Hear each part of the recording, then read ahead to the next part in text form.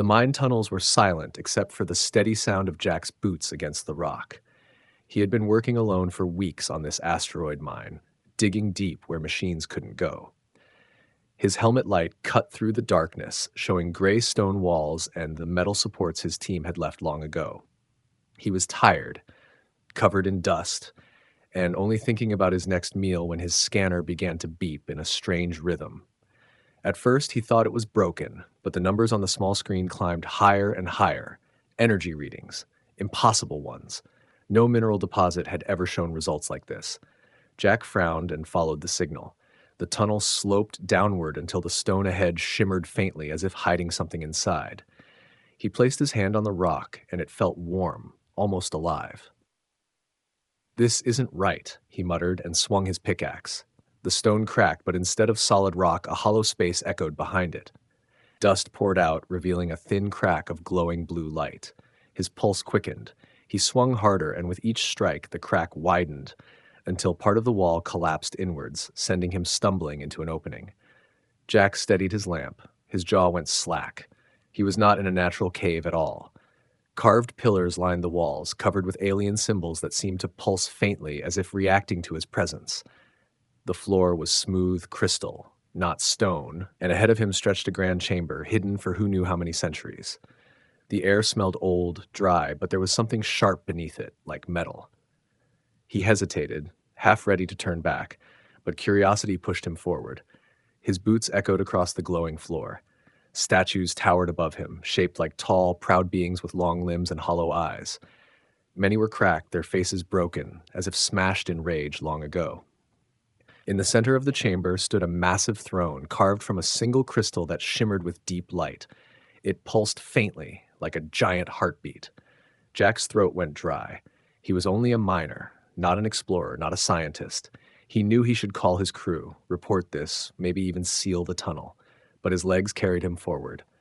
Every step closer to the throne made his skin prickle.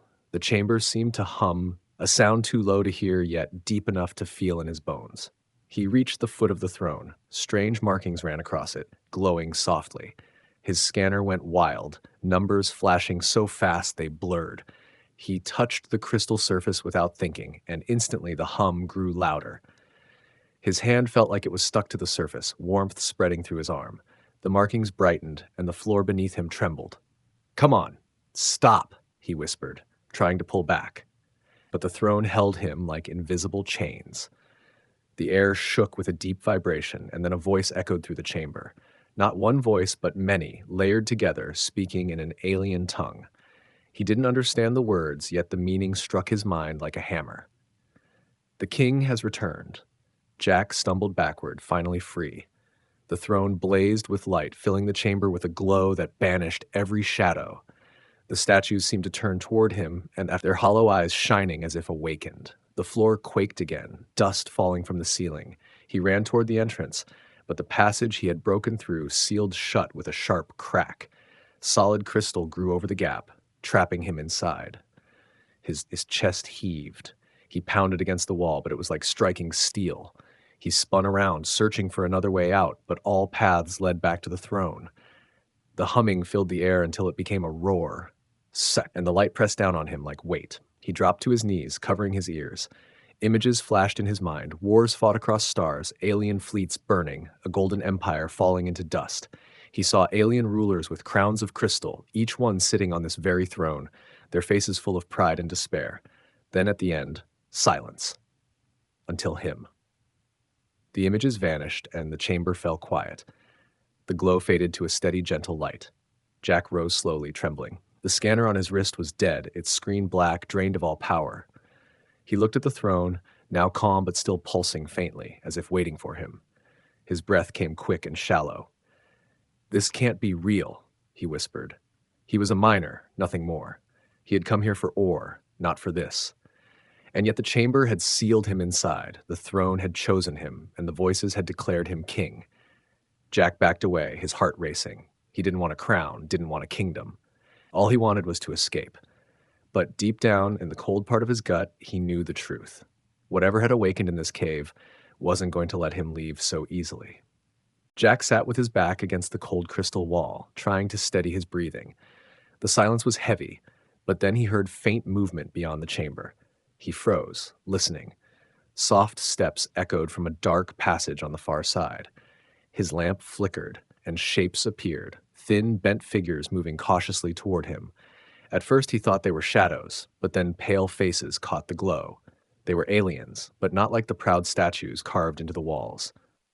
These beings looked weak, their skin almost translucent, their clothes torn and patched, their eyes, wide and luminous, fixed on him with both fear and wonder. One of them dropped to its knees, whispering words in a language Jack couldn't understand. Another pressed a strange device at its throat, and when it spoke again, the words came broken but clear enough. "The king has come back." Jack shook his head. No, I'm just a miner. You've got the wrong guy." His voice sounded small in the vast hall, but the aliens reacted as though thunder had spoken. They lowered themselves to the floor, bowing with trembling hands pressed to the ground. Their movements carried desperation more than devotion, as if they had been waiting a lifetime for this moment. He tried to step away, but they reached for him, not to harm, but to cling. Their touch was cold, their bodies light like twigs. He could feel their hunger, their weakness. These weren't conquerors or warriors, they were survivors, barely. One of them lifted a small device, old and cracked, and projected a shaky image into the air. It showed their world as it once had been, a shining empire of towers, ships, and stars burning with their banners. The image shifted, disease spreading, wars consuming entire systems, betrayal from within. Their rulers fell one by one until only fragments of people remained, scattered and dying. The final part of the image showed the throne. This very throne, glowing faintly while the words appeared. "Await the chosen." The aliens looked at Jack again, their eyes full of fragile hope. He swallowed hard, trying to find words, but nothing came. He was just a man who swung a pickaxe, who ate canned meals alone and worried about his paycheck. He didn't belong here, didn't deserve their kneeling, didn't want the weight pressing on his shoulders. Still, he couldn't ignore the way they stared at him, like drowning people seeing a rope thrown their way. Their leader, an older one with scarred skin and shaking hands, stepped closer.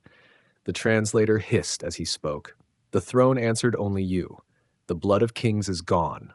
The line ended, but it woke for you." Jack clenched his fists. The warmth from the throne still burned in his palm, proof he couldn't deny. He wanted to shout at them, to tell them they were wrong, but the words stuck. He saw children among them, thin and wide-eyed, their ribs visible through their pale skin. They weren't looking at him as a ruler. They were looking at him as their last chance. His chest tightened. "I'm not your king," he said softly, but his voice trembled. The older alien tilted his head, studying him, then simply replied, "You are now." The chamber seemed colder. The aliens did not rise. They stayed on their knees, waiting. Jack's mind raced, trapped between fear and guilt. He wanted to leave, but the sealed crystal wall behind him whispered the same truth the aliens did. He wasn't going anywhere. Something had chosen him, and whether he liked it or not, these people believed their dying world had found a king. Jack followed the weak group through narrow crystal passages that pulsed with faint light. The air was dry, heavy with the smell of dust and old metal. None of the aliens spoke much. They moved with slow steps, as if every breath cost them strength, their eyes flicking toward him as though afraid he might vanish if they looked away too long. He wanted to ask questions, but the silence pressed on him until they entered a wide hall lit by shards of broken machines. At the center lay what looked like a crown, but not like any crown he had seen.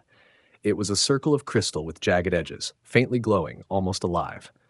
The aliens stopped at a distance, heads bowed, leaving him to stand alone before it. He crouched, staring at the strange object.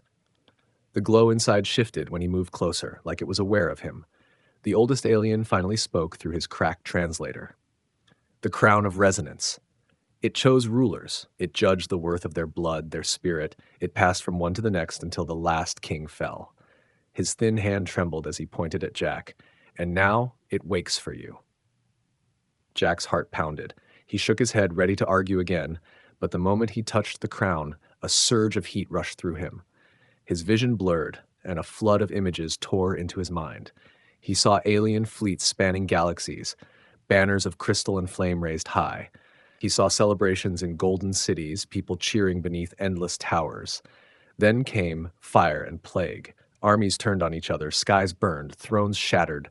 Betrayal carved through their empire like a knife until only ash remained. He stumbled back, gasping, clutching his head. The crown fell against his boots, pulsing with soft light as if breathing in rhythm with him. Whispers lingered in his ears, not in his language, but he understood them all the same. Memories of kings and queens, their fears, their pride, their final screams as their empire collapsed. The aliens knelt, their voices shaking. The crown accepts you. No other living being can touch it without death. Jack stared at his hands, shaking, still burning with echoes of alien lives. He wanted to rip the thing away, throw it back into the dirt, but some part of it clung to him. Knowledge tickled at the edge of his thoughts, fragments of history, strategies, even languages he had never heard before. He turned on them, his voice raw. "Why me? I'm not one of you. I don't want this." The old alien lowered his head, his voice breaking. "Because we have no one else. The blood of our line is gone. We are shadows, and the throne does not lie." Jack looked at the crown again, its glow reflected in the hollow eyes of the starving children hiding behind their elders. He felt anger rise, not at the crown, not at the aliens, but at the crushing weight that had fallen on him without warning. He was just a miner, a man who dug holes in rock for pay. Yet this relic, this throne, had decided to brand him something else. The whispers in his mind grew softer, calmer now, like a promise he didn't understand. He clenched his teeth, torn between fear and an unshakable truth pressing deeper with every breath. Whether he wanted it or not, the crown had already made its choice. Jack woke to voices echoing through the crystal corridors, sharp and tense. The aliens had gathered in a half-collapsed hall where broken machines still flickered with faint light. Two groups stood on opposite sides, glaring at one another, their thin bodies trembling with anger.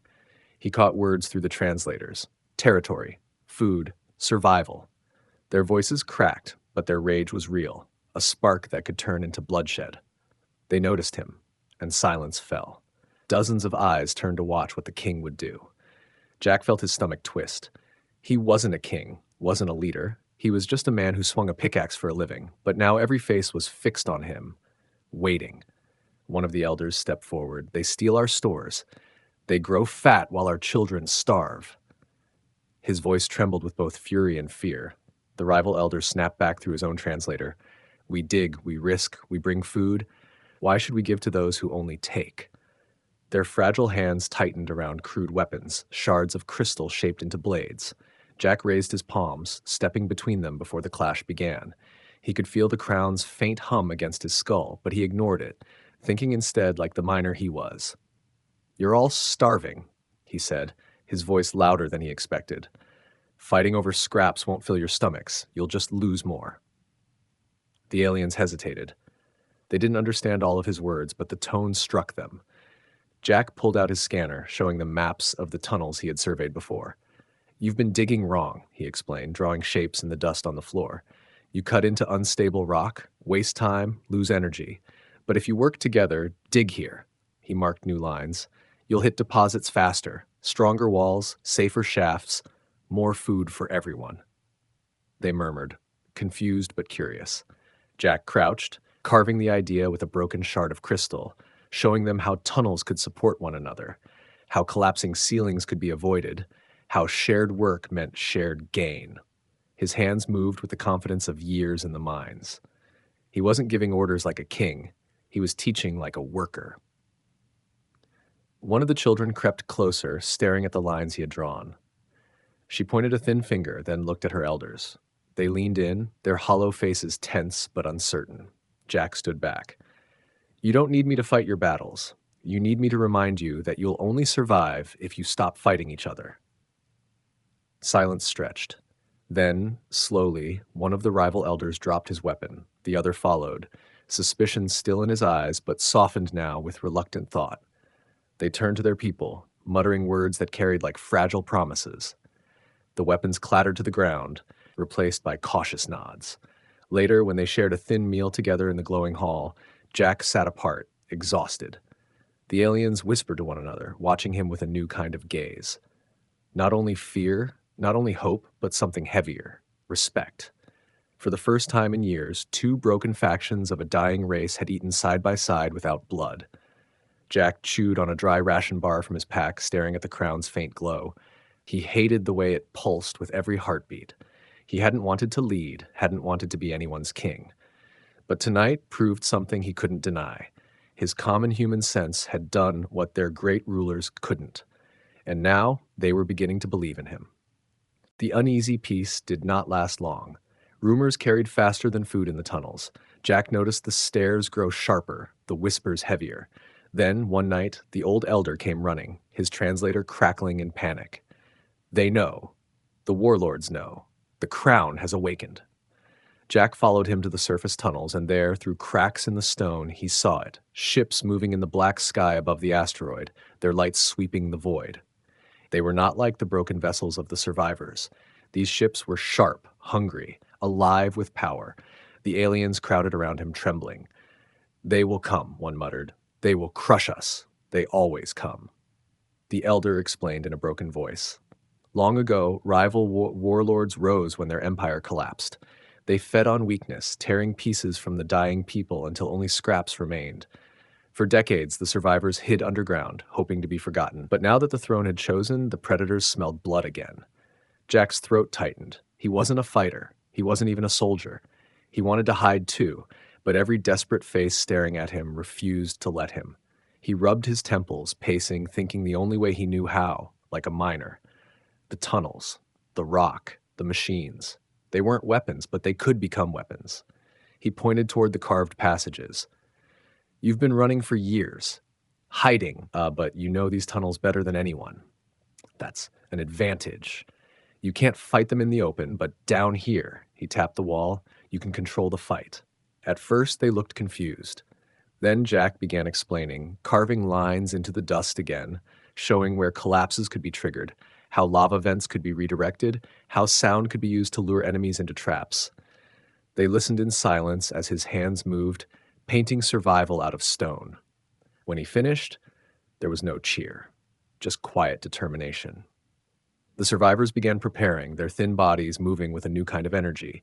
They reinforced tunnels, rigged crystal shards as spears, turned mining drills into defenses. Jack worked among them, his hands blistered, his back aching, but he did not stop. For the first time in his life, the skills that had earned him nothing but exhaustion and paychecks felt like the tools of a king. Days later, the enemy came. Warlords with cruel eyes and armored bodies stormed the tunnels, laughing at the thought of crushing weak survivors. But the ground betrayed them. Rocks collapsed at Jack's signals, fire burst from hidden vents, drills screamed through the dark like beasts of steel. Screams replaced laughter. The warlords had power, but here in the miner's labyrinth, power meant nothing. Jack stood at the front lines, swinging his pickaxe not at rock, but at armored flesh, his arms burning, his chest heaving. He was no warrior, but desperation gave him strength. The aliens behind him fought too, their fear sharpened into courage by his presence. When the first warlord fell, pinned beneath a wall of stone, Jack had ordered to collapse. The survivors shouted, a broken, ragged cry that carried more hope than any crown. The enemy was not invincible. Jack wiped the blood and dust from his face, his heart hammering.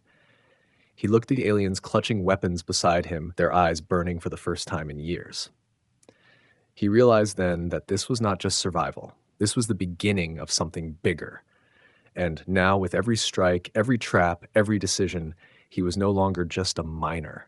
The warlords had come for a dying people, but they had found a king who thought like a worker and fought like a man with nothing left to lose. The tunnels stank of smoke and ash. Broken bodies of the warlord's soldiers lay half-buried under collapsed stone. The survivors moved silently through the ruins, gathering scraps of armor and shattered weapons, their hands trembling, but their steps steadier than before. Jack leaned against the wall, chest rising and falling, his pickaxe heavy with blood and dust. He had never killed before. He had never led before.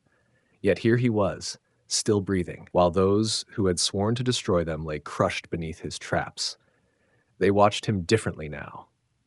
Not with blind worship, but with something harder, deeper. Trust. He could see it in the way they stood straighter when he passed, in how they followed his words without hesitation. They had seen him bleed, seen him swing his weapon beside them instead of hiding behind their shields. For the first time in years, they felt they had a leader who did not rule from above, but fought at their side. Jack tried to ignore the crown's pulse against his head. Every night, when he closed his eyes, visions returned, maps of old star systems, strategies whispered by voices of kings long dead, memories of technologies he could not fully understand. The knowledge pressed into him like water filling cracks, and though he wanted to resist, some part of him began to accept it. He was changing, even if he hated what it meant. More refugees crawled out from the dark after hearing whispers of a new king. Some came broken and starving, others armed and suspicious. They expected cruelty, the same kind of tyranny that had ruined them before. But Jack gave them none of that. He spoke simply, showing them how to reinforce walls, how to share food, how to build defenses from scrap. At first they doubted him. Then, when his ideas saved lives again and again, doubt gave way to obedience. Still, the war was far from over. Scouts brought word of more warlord fleets gathering beyond the asteroid. They were preparing to crush what they saw as a rising threat. Jack's people whispered in fear, but their eyes always found him, waiting for direction. He stared at the stars, his hands shaking, knowing he had no army, no fleet, only courage and tunnels of rock. Yet when he spoke, his voice didn't waver. Then we'll fight again, and we'll win again. The crown flared as if agreeing, its glow reflecting in the faces of the survivors. They shouted in broken unison, voices carrying through the caverns like thunder.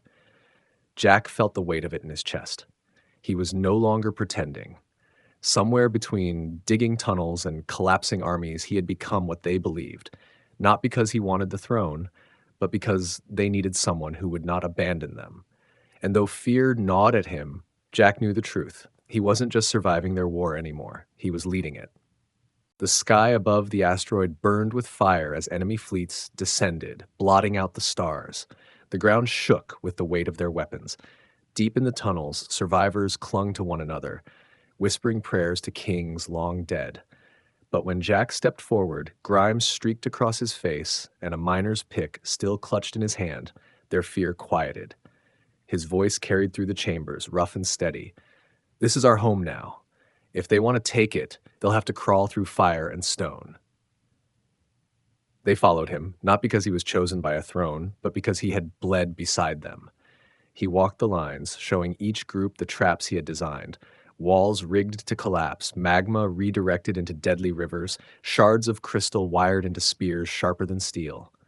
The people who once bowed in despair now stood like soldiers, because he had shown them they could be more. The first blasts shook the cavern ceilings. Enemy troops poured in, armored and sure of victory. But the ground betrayed them again. Stones split, tunnels collapsed, rivers of molten fire roared through passages. Screams of the invaders echoed as Jack's plan sprung to life. The survivors struck from shadows, thin arms swinging stolen blades with desperation sharpened into fury. Every trap, every strike had Jack's hand behind it. Through smoke and chaos, he stood at the front. The crown pulsed on his head, connecting him to machines buried deep beneath the rock.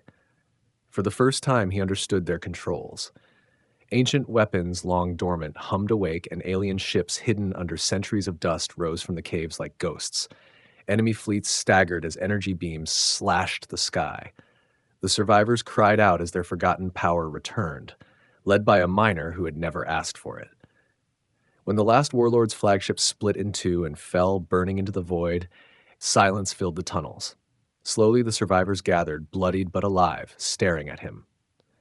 The old elder dropped to his knees, his translator crackling. The miner is king. The words spread through the cavern, whispered first, then shouted, until the walls shook with their voices. Jack stood among them, his chest heavy, his arms trembling from exhaustion. He looked at the children clinging to their mothers, at the broken people who now stood proud. The throne had chosen him, but it wasn't crystal or crowns that made him king. It was the fact he had refused to leave them behind. For the first time since he touched the throne, he didn't feel trapped. He felt responsible. He stared at the ruined battlefield and the hopeful eyes of his people. The empire they remembered was gone, but a new one had just begun. And Though he was still only a miner, he understood now that sometimes a miner's hands were exactly what a dying civilization needed to dig itself back into the light.